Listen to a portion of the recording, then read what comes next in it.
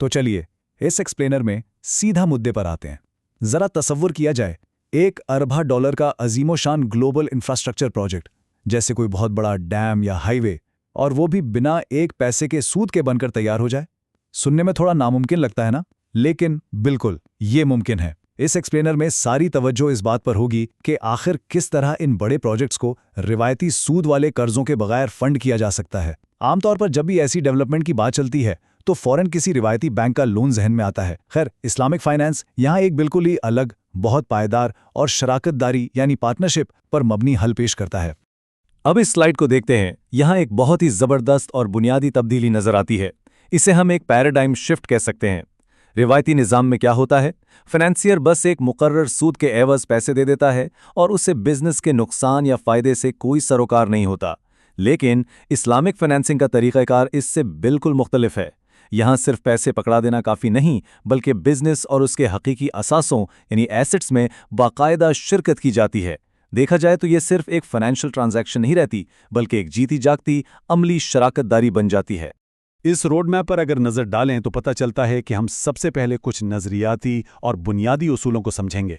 उसके बाद फाइनेंसिंग के ज़राए, प्रोजेक्ट्स में उनके अमली इतलाक और आखिर में सेफ एग्जिट स्ट्रेटजीज यानी बाहर निकलने की हिफाजती हिकमत अमलियों का जायज़ा लेंगे।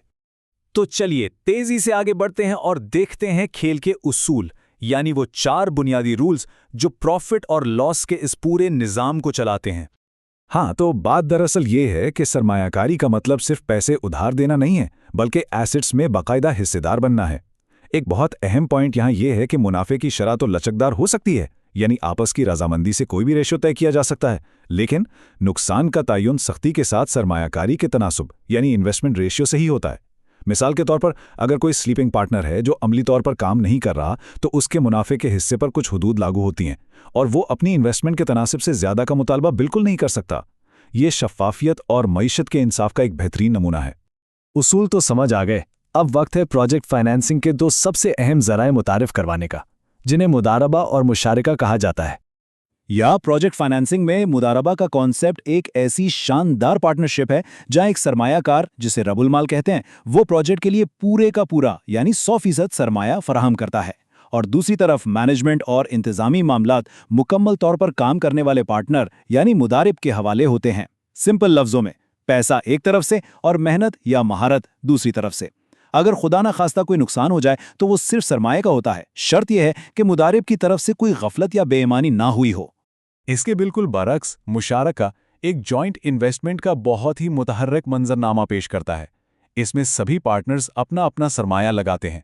यहाँ मुनाफा तो पहले से तयशुदा रेशो के मुताबिक तकसीम होता है, लेकिन नुकसान को सख्ती के साथ सरमाए की फराहमी के तनासुब से ही बर्दाश्त करना पड़ता है। सच पूछिए तो बड़े प्रोजेक्ट्स और जॉइंट बिजनेस के लिए ये रिस्क शेयरिंग का एक निहायत मुतवाज़न तरीका है। तो थियरी तो काफ़ी हो गई। अब चैप्टर 22 की रोशनी में ये देखते हैं कि इन दोनों व्हीकल्स को आखिर किसी बड़े प्रोजेक्ट को ज़मीन पर उतारने के लिए प्रैक्टिकली अप्लाई कैसे किया जाता है। ये टेबल बहुत सफाई से वाज़ेह करता है कि प्रोजेक्ट का स्ट्रक्चर इस बात पर डिपेंड करता है कि फंडिंग आखिर आ कहाँ से रही है।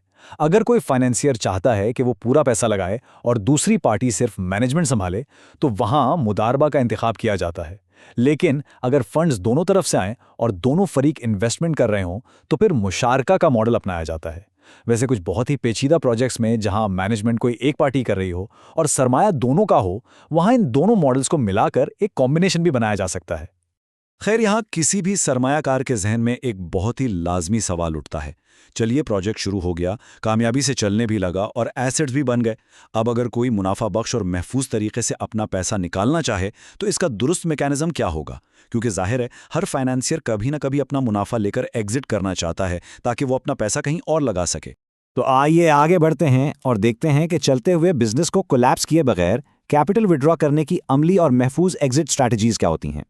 यहाँ एक बहुत ही मुअस्सिर स्टेप बाय स्टेप हिकमत अमली सामने आती है। आमतौर पर रिवायती उसूलों में तो सब आसासों को बेचकर ही मुनाफा निकाला जाता है ना, लेकिन एक चलते हुए प्रोजेक्ट में ये तो नामुमकिन सी बात है। इसलिए यहाँ कंस्ट्रक्टिव लिक्विडेशन का तस्वुर इस्तेमाल किया जाता है, यानी आपस की रजामंदी से बिजनेस और उसके आसासों की एक मालियत तय की जाती है। बिल्कुल ऐसे जैसे फर्ज कर लिया जाए कि इस वक्त एसेट की मार्केट वैल्यू क्या है, اس کے بعد جو پارٹنر کام کر رہا ہوتا ہے وہ آہستہ آہستہ فائنینشر کے شیئرز یا یونٹس کو اس نئی طے شدہ قیمت پر خریدنے لگتا ہے۔ اس کا نتیجہ یہ نکلتا ہے کہ کاروبار بنا کسی رکاوٹ کے چلتا رہتا ہے اور فائنینشر کے ایک محفوظ پروفیٹیبل ایگزٹ مل جاتا ہے۔ ماڈرن فائنینشیل ضرورتوں کو اسلامک اصولوں کے اندر رہتے ہوئے پورا کرنے کی یہ کیا ہی شاندار مثال ہے۔